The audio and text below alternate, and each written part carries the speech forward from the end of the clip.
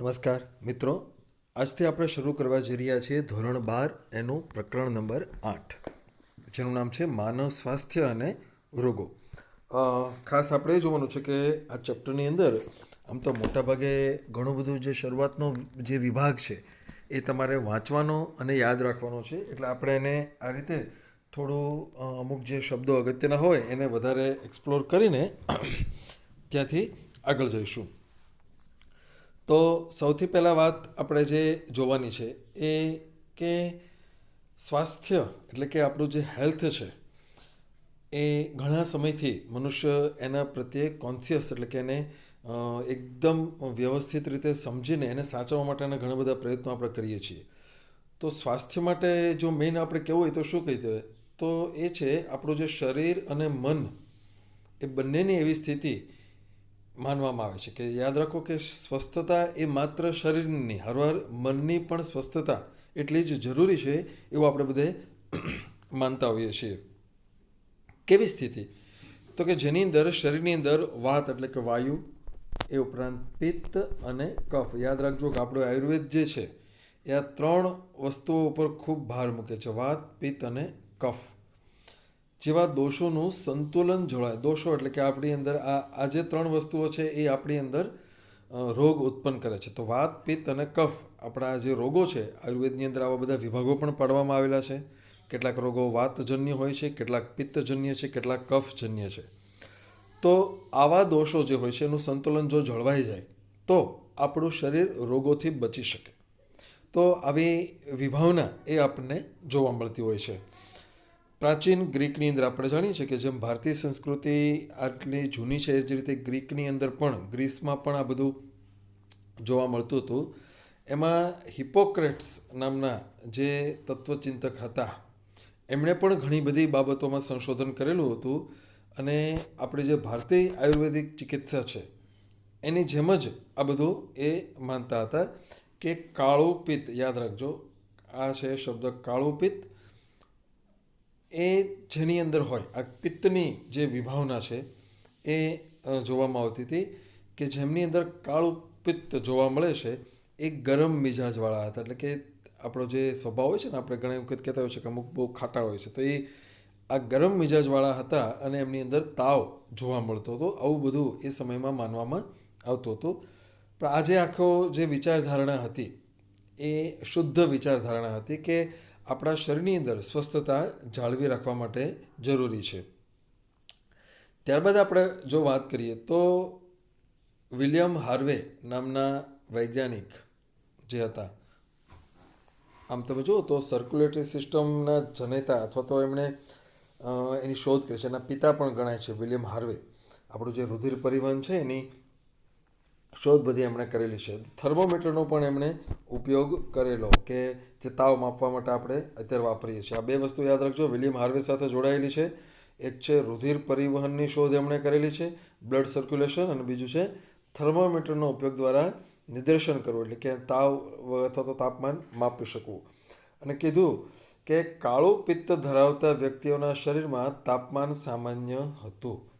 આપણે આગળની સ્લાઇડમાં જોયું તમે કે પહેલાંના સમયમાં એવું હતું કે કાળું પિત્ત જેમની અંદર હોય, બ્લેક બાઇલ જેને કહેવામાં આવે છે, એ લોકો તાવવાળા હતા. પણ અહીંયા એમ કીધું કે એવું નથી. અને જે તાવ અથવા તો જે રોગ છે એ ગમે એમાં હોઈ શકે છે. એટલે કે ગુડ હ્યુમર એટલે કે સારી તરલ વિશેની કલ્પના કરો. એટલે સારી તરલ એટલે શું? કે જેમની અંદર પિત્ત કાળું નથી હોતું, નોર્મલ જે પિત્ત હોય છે યલોઇશ કલરનું, એ લોકો સારા એટલે કે સ્વસ્થ હોય છે. અને જેમની અંદર કાળું પિત્ત હોય છે એ લોકોની સ્વાસ્થ્ય બરાબર નથી હોતું એવી માન્યતા હતી. એ માન્યતા હવે ખોટી પુરવાર થઈ આ વિલિયમ હાર્વે એના સંશોધનોને કારણે. ધીરે ધીરે ધીરે જેમ જેમ વૈજ્ઞાનિકો આગળ પ્રયોગો કરતા જાય છે એમ જીવવિજ્ઞાનમાં બતાવે છે કે ચેતાતંત્ર, ખાસ યાદ રાખજો, ચેતાતંત્ર અને અંતઃસ્ત્રાવી તંત્ર એ આપણા પ્રતિકાર તંત્રને અસર કરે છે એવી આપણને જાણ મળે. આપણું જે શરીર છે એનું કંટ્રોલ 2 તંત્રના હાથમાં છે. એક છે ચેતાતંત્ર અને બીજું છે અંતઃસ્ત્રાવી તંત્ર. તો આ બંને તંત્રો જે છે એ આપણા પ્રતિકાર, આપણું જે ઇમ્યુન સિસ્ટમ છે એને અસર કરે છે અને એના દ્વારા આપણું સ્વાસ્થ્ય એ જળવાતું હોય છે. એટલે કે આપણી ઇમ્યુન સિસ્ટમ જેટલી સારી એટલું આપણું સ્વાસ્થ્ય વધારે સારું. અને ઇમ્યુન સિસ્ટમની ઉપર કંટ્રોલ કરવાનું કામ કોણ કરે છે? આપણું ચેતાતંત્ર અને અંતઃસ્ત્રાવી તંત્ર. એટલે આ બંનેની મદદથી આપણે આપણું સ્વાસ્થ્ય જાળવી શકતા હોઈએ છીએ. મન અને માનસિક અવસ્થા એ આપણી તંદુરસ્તીને અસર કરે છે. ખાસ યાદ રાખજો, તમને જો ટેન્શન હોય કે આપણી માનસિક રીતે જો તણાવમાં હોઈએ તો એની અસર સીધી આપણા શરીર ઉપર પડે છે. જેમ કે ટેન્શન અથવા તો તણાવ, એની સીધી અસર આપણા મોઢાના ચાંદા ઉપર પડે છે. મોઢામાં ચાંદા થઈ જાય છે. આપણને એમ લાગે કે ચાંદા થવા એટલે એની પાછળ બીજા બધા ઘણા કારણો જવાબદાર છે, પણ ટેન્શનને કારણે એ વસ્તુ થઈ શકતી હોય છે. તો એવી રીતે એ મન અને આપણી માનસિક અવસ્થા એ પણ આપણી તંદુરસ્તીને અસર કરતા હોય છે. ત્યારબાદ આપણે વાત કરીએ કે આપણું જે સ્વાસ્થ્ય છે, આપણી જે હેલ્થ આખા જીવન દરમિયાનની, એમાં 3 બાબતો મેઇન અસર કરતી હોય છે. એટલે આપણને ટૂંકમાં આમ તમે જોવા જાઓ તો આપણને જે રોગો હોય છે એના 3 પ્રકારો એવું સામાન્ય ભાષામાં આપણે કહી શકીએ. પહેલા પ્રકારના રોગો એવા છે કે જ્યાં આપણે કહીએ છીએ જનીનિક ખામીઓ છે. જનીનિક ખામીઓ એટલે કે એવી કે જે આપણને વારસામાં મળેલી છે. તમે 5મું અને 6ઠું ચેપ્ટર ભણ્યા છો જનીનો વિશે, એટલે એ આપણને જોવા મળે છે કે ખામીયુક્ત એટલે જન્મથી જ બાળક ખામીયુક્ત હોય છે. એટલે કે બાળકનો જન્મ જે થાય એ જ ખામીયુક્ત હોય છે. બાળકને જન્મથી માતા પિતા પાસેથી વારસામાં મળે છે. તો પહેલા રોગો આવા છે. બીજા એવા છે કે જે આપણને ચેપ લાગે છે જીવન દરમિયાન. આપણને મેલેરિયા થાય કે આ બધું ગમે તે થતું હોય, બેક્ટેરિયલ વાયરલ બધા ઇન્ફેક્શન, અત્યારે જે કોરોના ચાલે છે એ પણ એ જ બાબતમાં જોવા મળે. આપણને ચેપ લાગવાથી આપણને રોગો થતા હોય છે. અને જે ત્રીજો પ્રકાર છે આપણને થતા રોગોનો, એ છે આપણી જીવનશૈલી. ખાસ યાદ રાખજો, હાલના સમયની અંદર રોગોનું ખૂબ અગત્યનું કારણ બની ચૂક્યું છે એ છે આપણી જીવનશૈલી. કેવી જીવનશૈલી? તો કે ખોરાક, પાણી, આરામ, વ્યાયામ અને આદતો. આપણે કેવો ખોરાક ખાઈએ છીએ, આપણે પાણી કેવું પીએ છીએ, આપણે આરામ કેટલો કરીએ છીએ, કસરત કેટલી કરીએ છીએ અને આપણી આદતો કેવી છે. તો આ બધાને આધારે પણ કેટલાક રોગો થતા હોય છે. એ રોગો એ આ જીવનશૈલીને કારણે થતા રોગો તરીકે ઓળખાય છે. તો 1, 2 અને 3 પ્રકારના ખાસ રોગો આપણે જોઈએ છીએ. જનનિક રોગો છે, ચેપથી થતા રોગો છે અને જીવનશૈલીથી થતા રોગો છે. જીવનશૈલીમાં શું છે? ખોરાક, પાણી, આરામ, વ્યાયામ અને આદતો કેવી છે એના આધારે આપણને કેટલાક રોગો થતા હોય છે. સ્વાસ્થ્ય એટલે કે હેલ્થ શબ્દ આપણે વારંવાર વાપરીએ છીએ, પણ ખાસ યાદ રાખો, માત્ર રોગોની અનુપસ્થિતિ એ આપણું સ્વાસ્થ્ય નથી. એટલે કે એવું જરૂરી નથી કે રોગ નથી એટલે આપણે સ્વસ્થ છીએ, એમ ન કહી શકાય. પરંતુ એના માટે આપણે શારીરિક, માનસિક અને સામાજિક આ બધા જ અર્થ એમાં લેવા પડે છે. આ બહુ મોટી અથવા તો આખી સામાજિક લેવલે વાત કરવાના છીએ આપણે. આગળ ઉપર આપણે જે ચર્ચા કરશું એ ચર્ચા તો આપણે બાયોલોજીકલ એટલે કે આની ઉપર ચર્ચા કરીશું કે રોગો જે હોય છે. પણ સામાન્ય સંજોગોમાં આપણે જોઈએ તો કોઈ એક વ્યક્તિને રોગ નથી એનો અર્થ એવો નથી કે એ સ્વસ્થ છે. વ્યક્તિ સ્વસ્થ છે એ ક્યારે કહી શકાય? જો એ રોગ ન હોય ને, એ માત્ર શારીરિક સ્વસ્થતા છે, પરંતુ એના વિચારો કેવા છે, એનું સમાજમાં વર્તન કેવું છે, એ બધું પણ ખૂબ જરૂરી છે. એટલે આ રીતે એ આપણે ગણતા હોઈએ છીએ. ત્યારબાદ આપણે વાત કરીએ કે જ્યારે લોકો સ્વસ્થ હોય છે ત્યારે વધુ સક્ષમતાથી કામ કરી શકે છે. એ તો આપણે બધા જાણીએ છીએ કે આપણે સહેજ અમથું માથું દુખતું હોય તો પણ આપણને વાંચવાની ઈચ્છા થતી નથી, કામ કરવાની ઈચ્છા થતી નથી, સૂઈ જવાનું મન થાય છે. એટલે જો લોકો સ્વસ્થ હોય તો જ સક્ષમતાથી કામ કરી શકે છે અને એને કારણે ઉત્પાદકતામાં વધારો થાય છે. વ્યક્તિની અથવા તો રાષ્ટ્રની ઉત્પાદકતા ક્યારે વધે? જ્યારે વધુ સક્ષમતાથી કામ થાય તો. અને સક્ષમતાથી કામ ક્યારે થાય? જો વ્યક્તિ સ્વસ્થ હોય તો. એટલે આ આખી લિંક કામ કરે છે. વ્યક્તિને સ્વસ્થ રહેવું જોઈએ, સ્વસ્થ રહેવાથી સક્ષમતાથી કામ થાય અને તો જ ઉત્પાદકતા, પ્રોડક્ટિવિટીમાં વધારો થાય અને એને કારણે આર્થિક સમૃદ્ધિ વધે છે. તમે કોઈ કામ ન કરી શકો તો સ્વાભાવિક છે કે આપણું આર્થિક એટલે કે આપણી જે કમાણી છે એમાં ફરક પડતો હોય છે. સ્વાસ્થ્યને કારણે આયુષ્ય વધે છે. સામાન્ય માણસો જે હોય છે એમનું લાઈફ વધે છે. શિશુ અને માતાના મૃત્યુદરમાં ઘટાડો કરે છે. એક સમય એવો હતો કે જ્યારે 10 બાળકો જન્મે એમાંથી 5 કે 6 મૃત્યુ પામતા હતા. કારણ તો કે એ સમયે એવી સારવાર કે એવું કંઈ નહોતું. પણ હાલમાં આપણે જે સંશોધનો કર્યા છે એને કારણે આપણને જોવા મળે છે કે શિશુ અને માતા એ બંનેના મૃત્યુદરમાં ઘણો બધો ઘટાડો થયેલો છે. સારું સ્વાસ્થ્ય જાળવી રાખવા માટે અહીંયા ખાસ યાદ રાખજો, સંતુલિત ખોરાક બહુ જરૂરી છે, સ્વચ્છતા જરૂરી છે અને વ્યાયામ જરૂરી છે. આ 3 વસ્તુઓ આપણા માટે ખૂબ અગત્યની છે. સારું સ્વાસ્થ્ય જાળવી, અહીંથી MCQ મળી શકે તમને. સારું સ્વાસ્થ્ય જાળવી રાખવા માટે શું જરૂરી છે? એક છે સંતુલિત આહાર. આપણા ખોરાકની અંદર લિપિડ, પ્રોટીન, આ બધા જ જે ઘટકો આપણા છે, કાર્બોદિત, વિટામિન્સ, ખનિજ તત્વો, બધું જ યોગ્ય માપમાં આપણા ખોરાકમાં હોવું જોઈએ. સ્વચ્છતા જાળવવી જોઈએ અને યોગ્ય એટલે કે નિયમિતપણે વ્યાયામ પણ કરવો જરૂરી છે. આપણે જાણીએ છીએ કે શારીરિક અને માનસિક સ્વાસ્થ્ય માટે પ્રાચીન કાળથી યોગનો અભ્યાસ કરવામાં આવે છે. આપણે આપણા શાસ્ત્રોમાં જોઈએ છીએ તો આપણા ઋષિમુનિઓને બધા હતા એ યોગ સિદ્ધ કરતા, એટલે કે શરીરની અંદર બધી કસરતને બધું કરીને એ પોતાના શરીરની કાર્યક્ષમતામાં વધારો કરતા હતા. ત્યારબાદ આપણે વાત કરીએ કે રોગ પ્રત્યે જાગૃતિ. કયા રોગો કેવી રીતે ફેલાય છે એને કહેવાય છે રોગો પ્રત્યે જાગૃતિ. લોકોમાં અવેરનેસ ફેલાવવી જોઈએ કે ભાઈ ખુલ્લો અને વાસી ખોરાક ખાવાથી આવા રોગો થાય, ગંદુ પાણી પીવાથી આવા રોગો થાય. આ બધા જે છે એ મુદ્દાઓ એ રોગ પ્રત્યેની જાગૃતિ છે. અને શરીરના જુદા જુદા કાર્યો પર થતી એની અસરો, ચેપગ્રસ્ત રોગો સામે રસીકરણ, ઉત્સર્ગ દ્રવ્યોનો યોગ્ય નિકાલ, વાહકોનું ને વાહકો એટલે કેવા વાહકો?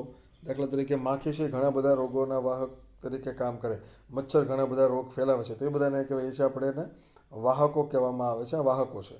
તેમજ આરોગ્યપ્રદ ખોરાક અને પાણીના સ્ત્રોતોની જાળવણી, કે ભાઈ પાણીને ઢાંકીને રાખવું, ખોરાક ઢાંકીને રાખવો, ગરમ કરીને ઉકાળીને પાણી પીવું, આ બધું જ સ્વાસ્થ્ય મેળવવા માટે જરૂરી છે. એક આપણે ટૂંકમાં આજે મુદ્દા અહીંયા જોયા છે તમે, તો જુઓ કે પહેલું છે રોગો કેમ થાય છે ખબર હોવી જોઈએ, જાગૃતિ. એ રોગોમાં આપણા શરીર ઉપર શું અસર થાય છે ખબર હોવી જોઈએ, રસીકરણ થવું જોઈએ, ઉત્સર્ગ દ્રવ્યોનો નિકાલ થવો જોઈએ. ખાસ યાદ રાખજો, આપણા શરીરમાંથી કચરો બહાર નહીં જાય તો એની અસર એવી થશે કે શરીરની અંદર એનો ભરાવો થાય અને એ આપણે ઘણા બધા રોગો કરે. વાહકો, માખી મચ્છર ભેગા ન થવા દેવા જોઈએ, યોગ્ય પ્રમાણમાં ખોરાક અને પાણી લેવું જોઈએ. આ બધા જ જે છે એ આપણા સ્વાસ્થ્ય મેળવવા માટેના પરિબળો છે. તો રોગ એના માટે આપણે શું કહીએ છીએ કે જ્યારે શરીરના એક અથવા તો વધુ અંગો કે તંત્રોના કાર્યોની પ્રતિકૂળ અસરો થાય. અંગોની વાત છે અહીંયા.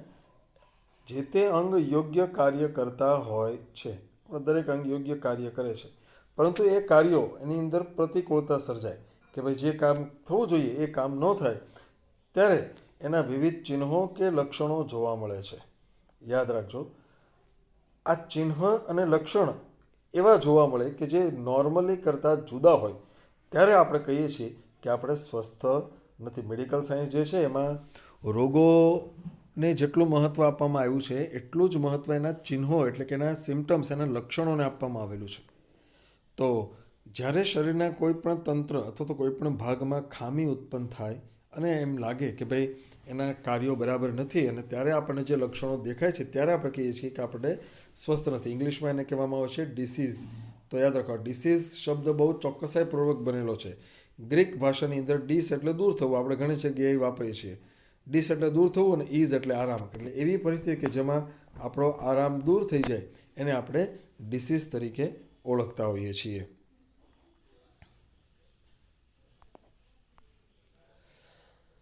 હવે આ બધા જે રોગો છે એ બધા રોગો એને આપણે તમે નાના ધોરણમાં ભણી ચૂક્યા છો કે સામાન્ય રીતે ચેપી અને બિનચેપી આવા 2 ભાગમાં વહેંચીએ છીએ. રોગોને મુખ્ય 2 ભાગમાં વહેંચાય છે. એક એવા છે જે ચેપી છે, એક વ્યક્તિમાંથી બીજી વ્યક્તિમાં સરળતાથી પહોંચી જાય છે, જેમ કે અત્યારે કોરોના છે. તો બીજી બાજુ બીજા કેટલાક રોગ એવા છે કે જે બિનચેપી છે. બિનચેપી એટલે શું કે એવી રીતે સરળતાથી ફેલાતા નથી. તો આપણે જોઈએ કે ચેપી રોગો એવા છે કે જે એક વ્યક્તિમાંથી બીજી વ્યક્તિમાં સરળતાથી ફેલાઈ જાય છે, જેને આપણે ચેપી કહીએ છીએ, ઇન્ફેક્શિયસ કહીએ છીએ. આવા ઘણા બધા રોગો, શરદી જે થાય છે એ બધું પણ એ પણ ચેપી કહેવાય, કારણ કે એક વ્યક્તિને હોય તેની છીંક, ઉધરસમાંથી જે કાંઈ એના ડ્રોપલેટ્સ બહાર નીકળે એ બધા આપણી અંદર જાય તો આપણને પણ શરદી થઈ જાય છે. તો એવા બધા જે રોગો છે એ ચેપી રોગ છે. આવા ઘણા બધા ચેપી રોગ થાય છે, પણ એમાંથી સૌથી ઘાતક અને અત્યારે મનુષ્ય જાત જેની સામે સૌથી વધુ લડી રહી છે એવો ઘાતક રોગ એડ્સ છે. આ એડ્સ પણ એક પ્રકારનો આવો ચેપી જીવલેણ રોગ છે. તો બિનચેપી રોગો એવા છે કે જે સામાન્ય રીતે ફેલાતા નથી. એના માટે કોઈ ચોક્કસ જવાબદાર છે. એક વ્યક્તિ હોય જેને આવો રોગ છે, એની સાથે રહેવાથી આવા કોઈ રોગો થઈ જાય એવું નથી થતું, તો એને આપણે બિનચેપી કહીએ છીએ. જેમાં કેન્સર એ અત્યારે ખૂબ જ ગંભીર એવો આવો બિનચેપી રોગ છે. બીજી બાજુ કેટલાક નશાકારક પદાર્થો અને આલ્કોહોલ, એના વિશે પણ આપણે આગળ ઉપર વાત કરીશું બધી, એ પણ આવા આપણા સ્વાસ્થ્યને ખૂબ જ ખરાબ રીતે અસર કરતા જોવા મળતા હોય છે.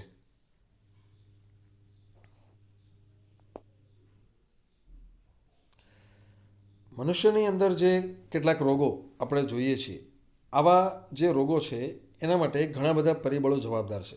જેમ કે કેટલાક રોગો બેક્ટેરિયાથી થાય છે, કેટલાક વાયરસથી થતા હોય, અમુક ફૂગ, અમુક પ્રજીવ અને અમુક કૃમિથી થતા હોય છે. યાદ રાખજો, 1, 2, 3, 4 અને 5 મેઇન છે. બેક્ટેરિયાથી રોગો થાય છે, વાયરસથી થાય છે, ફૂગથી થાય, પ્રજીવથી થાય અને કૃમિથી થાય. આપણા બધા કારકોથી થતા એવા એક બે એક્ઝામ્પલ્સ એના સમજવાના છે રોગો વિશેના.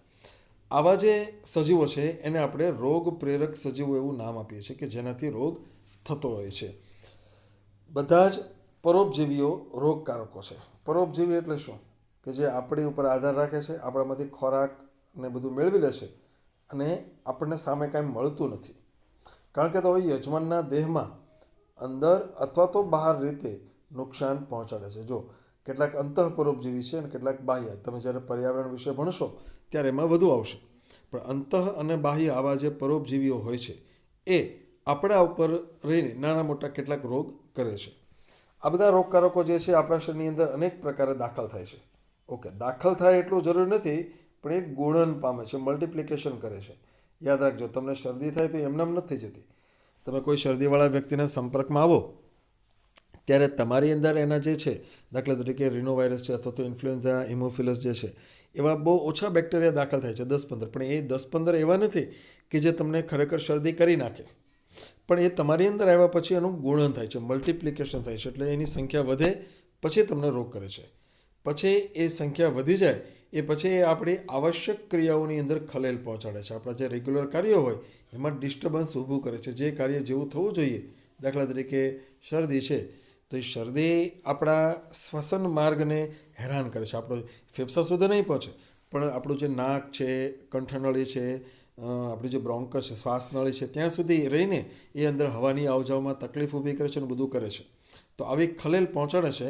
પરિણામે આપણને બાહ્યાકાર અને કાર્યાત્મક ક્ષતિ. એટલે બાહ્યાકાર એટલે શું? આપણને આપણી શારીરિક રચનામાં તકલીફ પડે છે અને અંદર જે કાર્ય થવા જોઈએ એવા પણ કાર્યો થતા નથી. તો આ બધા જ પ્રકારના જે રોગો છે, બેક્ટેરિયા, વાયરસ, ફૂગ, પ્રજીવ અને કૃમિ, એ બધાથી જે રોગો થાય છે એવા ઘણા બધા રોગોનો અભ્યાસ અહીંયા આપણે કરવાનો થશે. રોગકારકો જે જોવા મળે છે, જેટલા પણ રોગો આપણે જોઈએ છીએ, એના માટે સૌથી જરૂરી શું છે? તો કે યજમાન, એટલે કે જેની અંદર દાખલ થાય ને એને યજમાન કહેવાય. યાદ રાખજો, હોસ્ટ જેને આપણે કહીએ છીએ, એ અંતઃ પર્યાવરણ અનુસાર પોતાના જીવનને અનુકૂલિત કરે. દાખલા તરીકે તમારી અંદર કોઈ વાયરસ દાખલ થાય તો એના માટે સૌથી અગત્યનું શું થાય? તો કે તમારી અંદર જે પરિસ્થિતિ છે એના આધારે પોતાનું જીવન ટકાવી રાખે. તો આ અનુકૂલિત થઈ જાય એ પછી એ પોતાનું કામ આગળ. ઓકે, એક વાત યાદ રાખજો, એ લોકોને અથવા જે રોગકારકો છે એને એવું નથી કે આને રોગ કરવો. એ તો પોતાનું જ જીવન ટકાવવા માટે બધું કરે છે, પણ એનું જીવન ટકાવે એ દરમિયાનમાં જ આપણને તકલીફ પડે છે. દાખલા તરીકે જે રોગકારકો આંતરમાર્ગમાં દાખલ થાય છે, આપણા પાચન માર્ગમાં દાખલ થાય છે, એની અંદર કેવી લાક્ષણિકતા હોવી જોઈએ? તો કે જઠરના નિમ્ન પીએચમાં જીવંત રહેવા અને જુદા જુદા પાચક ઉત્સેચકોનો પ્રતિરોધ કરવાની ક્ષમતા હોવી જોઈએ. સમજાય છે આ વસ્તુ? જઠરની અંદર તમને ખ્યાલ હોવો જોઈએ કેટલી પીએચ હોય છે? 1.8 જેટલી. તો આટલી ઓછી, એટલે કે એકદમ ઓછી પીએચમાં જો એને જીવવું હોય, જો એ જીવી શકે તો જ એ પોતાનું કામ, પોતાનું સંખ્યા વધારી શકે છે. બીજું તો કે જુદા જુદા પાચક ઉત્સેચકો, આપણા જઠરમાં, આપણા આંતરડામાં કેટલા બધા ઉત્સેચકો છે, તો આ બધાની સામે ટકી જાય એવા જ રોગકારકો આપણા આંતરમાર્ગને રોગ કરી શકતા હોય છે. એટલે આવા બધા જે છે પરોપજીવીઓ, એ આવા બધા બ્લડની અંદર ઘણા બધા ફેલાતા હોય છે, લીવરમાં ફેલાતા હોય છે, સ્વાદુપિંડમાં ફેલાતા હોય છે, આ બધી જ જગ્યાએ જે રોગકારકો ફેલાતા હોય છે એ બધા જ જે તે પરિસ્થિતિમાં ટકી રહેવાની ક્ષમતા એમની અંદર હોવી જોઈએ અને પછી જ એ આપણને રોગ કરી શકે છે.